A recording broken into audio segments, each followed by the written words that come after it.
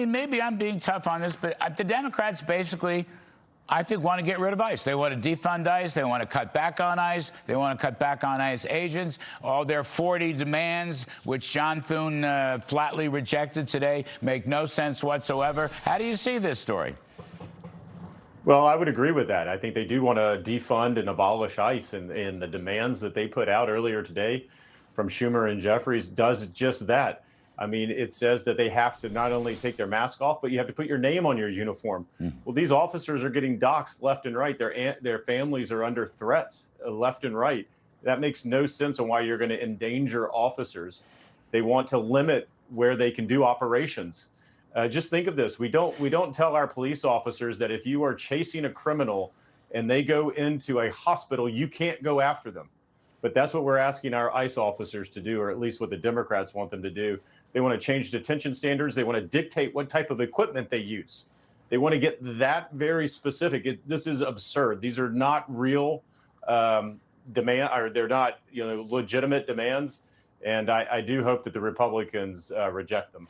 Yeah, one other from this list, they want to be able to go judge shopping. Prosecutors want to go judge shopping. I love that. So you have warrants now coming under question, even though they're criminals and they're already illegal. So I think Lindsey Graham is right.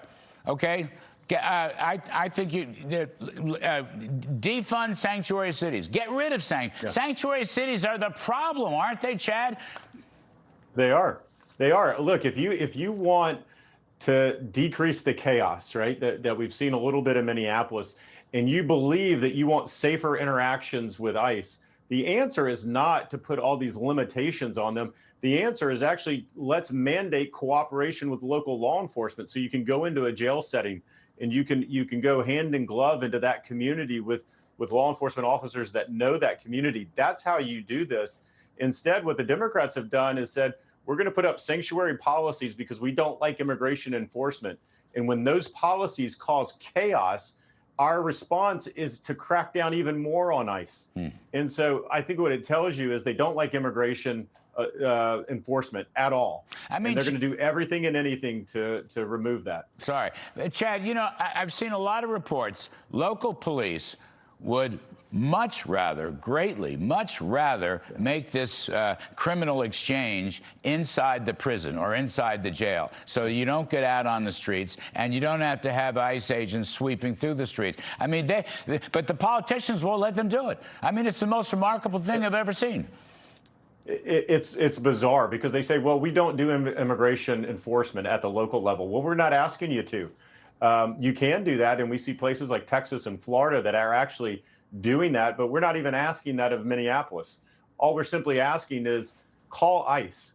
When you're about to release a criminal illegal alien on bond, before you do that, call ICE so that they can come into a jail and pick that individual up, because they have no legal right to be in the United States, and so they need to be deported.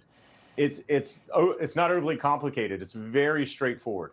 So, Chet, when you were running DHS, okay, Department of Homeland Security, when you were running, I mean, federal law supersedes local law and supersedes state law. I mean, I'm not a lawyer, but I've seen plenty on this. We've talked about it and written about it. I mean, sanctuary cities, they may exist in the minds of left-wing mayors and governors, but they don't exist in terms of federal law. Well, I think that's right. I think they're more for political statement than anything else. But the problem, Larry, is that it's actually impeding law enforcement, so it becomes a public safety issue. This idea that you're going to have a sanctuary policy in a place like Minneapolis or Chicago, and if those leaders think that that's going to somehow stop immigration enforcement in their city, they are so badly mistaken that they are laughable. ICE is still going to come in and do its job because it has to, because it's given that mandate by the United States Congress.